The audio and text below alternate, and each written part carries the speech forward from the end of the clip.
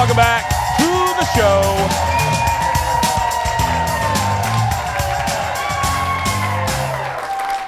Parents, I don't need to tell you this. You deal with so much in your day. Day-to-day living, taking care of their families, everything. It does get exhausting, and sometimes you get pushed to the edge while dealing with other people's needs. Our guest today has put her foot down. She Norma Ray'd this, and she is on mom strike. That's right. Audience, give it up for Colleen Lindstrom, everybody. Oh, thank you. Pillow's driving me nuts. Later. Anyway. Happy birthday to everybody, by the way. What, sweetheart? Happy birthday to everybody. That's right, our birthday. Happy birthday to everyone celebrating. Before we get to mom strike, and thank you for crossing the line to be here. I appreciate that. Thanks. Will you please touch on your feelings of the Jenny McCarthy, Donnie Wahlberg? If you were away from Matt, your husband, would you FaceTime him all night? Can I say hell no? I mean, I love him. We've been married. Yeah. We've been married almost 22 years, and he doesn't want to do that either. No. No, sleeping is the name of the game. Yes. Yeah. So actually, it's nicer when we're apart in some ways because, like, you get the whole bed. Absolutely. The last thing I want to do is open my eyes and see him on a phone. Right? No, thanks. No, we're good. No, we're it's not good. sweet. Not. Okay, can I ask you? You can ask me anything. Why are you on mom strike? Okay. So listen. Okay. You know you're going to start something. Moms across, I hope I do. Yeah. No, but honestly, okay, so there's a couple things. First of all, I am by no means the first mom to do this, nor shall I be the last. Yeah. You might remember this commercial. There was a commercial for Suave in 2006. And it was actually called Invisible Mom. And you'll remember it when I start to explain it. It's like you see a Band-Aid going on the knee of a child, but you don't see anybody putting it on. You see a laundry basket walking around stairs. But and the mom is invisible. Now, in 2006, my children were not really yet. They were, but they were just, baby children, which is very different than teenage children. I'm here to tell you. So I kind of related to that, but I didn't really get it. But it came back to me like this the other day when I just was done. Listen, I'm a firm believer that you teach people how to treat you. Thank you. And it's one of my favorite lessons from Oprah. Yes. Yeah. You teach people how to treat you. And so I had, as a mom, so whenever I have a feeling like that and I go, something is not clicking in my life and I'm feeling overwhelmed, I go, what can I do right now to change this? Well, what I realized is I was teaching everybody that I was going to be available to them at all times for all things. So when the pretzels were on their last crumb, I swooped in like a fairy from the grocery store and replaced them. So nary a child should go without a pretzel, right? So it was that kind of and the constant Because how dare your children not have pretzels? What would they do? I know. What would they do? It's a food group. Yeah. But I realized how much of that I was doing and how much emotional labor I was putting into that. And it's not that you do things as a human or a parent to be noticed for it, but it would be nice if other people might show up to the party every twice in a while. And so I woke up on Saturday morning, and a lot of things had led up to this. I had seen a mom influencer on Instagram who did everything with joy, and I was like, why don't I do anything with joy? Why am I not feeling joy? Yeah. So I cleaned the kitchen because I thought it would be a good thing to just start on a good note. And then I said, guys, I'm going on strike.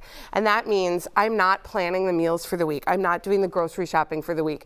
If you're hungry for something, you know how to get it. I've got a driver in the house.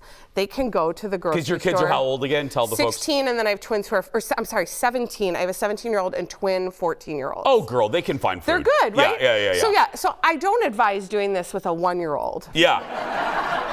At all. And I would say it looks different, right? It looks different at different ages, but we've hit a place now where I realize they're capable of doing so many things that I don't allow them the opportunity to do because I'm swooping in with the pretzels. Yeah. Like a little You're the fairy. pretzel fairy. I am. Okay. What was their reaction? They're not happy, you guys. They don't like it. In fact, actually the words, "this is dumb, Mom," have been said multiple times. However, and this is the double-edged sword of the mom strike. What I've learned is... Because is this still going on right now? Well, kind of. I sort of am just easing out of it, but because I didn't do it well. Like, I didn't tell them what the terms were. I just was like, I'll tell you when I'm done. You didn't have a you didn't have a union negotiator Not in at the all. room. Yeah, Not at all. Yeah. But so I'm sort of easing out of it, but we're still talking about it. But this is what you learn, right? Like the thing when children are babies, you physically are keeping them alive. Like they depend on you for their life. The older they get, you want them to learn how to do things on their own. And then also there is that letting go feeling that makes you realize, oh, they don't really need me like they used to need me. So I'm sort of having that moment of realizing like they are capable and I want them to be capable and I want them to do all of this. And also I still want to be their mom. Yeah. Especially the slightly younger ones. Correct. How does your husband feel about this? Listen, you know Matt. I do know Matt. My husband is, he's such an involved, and I don't even like that I have to say this and that people know this. He's an involved parent. He is. He's an involved husband. Our gender roles in the household are not, I take care of the cooking and cleaning and he mows the lawn and drinks the beer. Like we do all of the things together. I'm coming with that beer, sir. I promise. In row one. Yeah. We do really have a partnership, and so he's been very supportive of it, and he understands it. He understands that it's not just the parenting piece that I'm responsible for in life. There's just a lot of stuff going on. Do you think they're actually learning something? All kidding aside. I hope so, and I don't know if they are now, and this is the long game of parenting. 90% of parenting is relying on the fact that when they're 50, they're going to call you and say, "I'm sorry for everything." Yeah, the long game, I know we have to go to break. The long game for Dar is my mom used to always look at me in the car randomly. Yeah. Randomly. Yeah. We'd be driving, she'd be smoking, and then she would look at me and she would go, "Don't be cheap." And I'm like, okay. Because I was an only child, she did not want me to be cheap. She had no idea how that would pan out. I hope that I have lived up to it. I try to be generous with friends and take people out and, get coffee for, you know what I mean? I just try to not be, but it is the long game. Yes, it is the long game. And so, listen, call me in about 40 years and I'll tell you if how it I'm went. Still doing this show in 40 years, something went wrong. Something went wrong. We'll be right back. More with Colleen when we come back. Boundaries and more. This is going to wheel me out.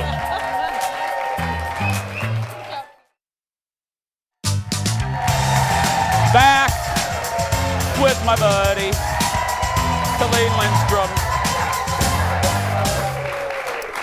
Okay, this is really the only time on this goofy show that we have conversations like this. You're the catalyst for it. You're welcome. Because I love you and I, Colleen and I are real friends, and you're the best.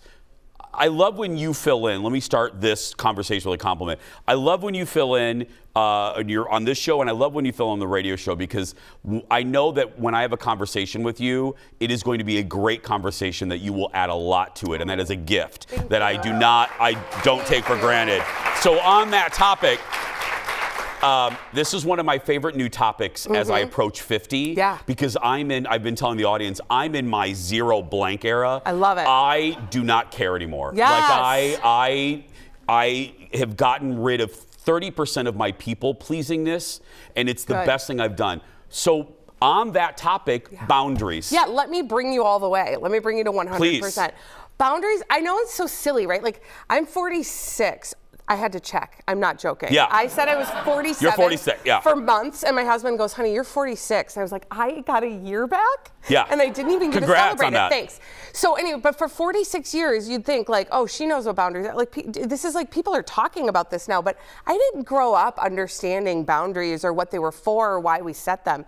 And as an adult, I came across the work of a somatic practitioner, an author. Their name is Prentice Hemphill, and they say these words, and I want you to memorize these, everybody. These are such useful words. Boundaries are the distance at which you can love yourself and another person simultaneously. Did I just blow your mind? I mean, I can't take credit for that, but I love isn't that beautiful? Boundaries that. are the distance at which I can love me and you simultaneously. So what that means is it's a way of protecting yourself and also being able to give love to another person, so you're not like sowing the seeds of resentment or being angry. I said this in the last segment that oftentimes when I don't find myself in a good spot, if something feels itchy or gross, I think, what can I do to change this right now? 9 times out of 10, it has something to do with a boundary I did or did not set. And so for me, setting boundaries, which can mean saying no to things that you normally would say yes to. And that's the hardest thing, the most simple thing.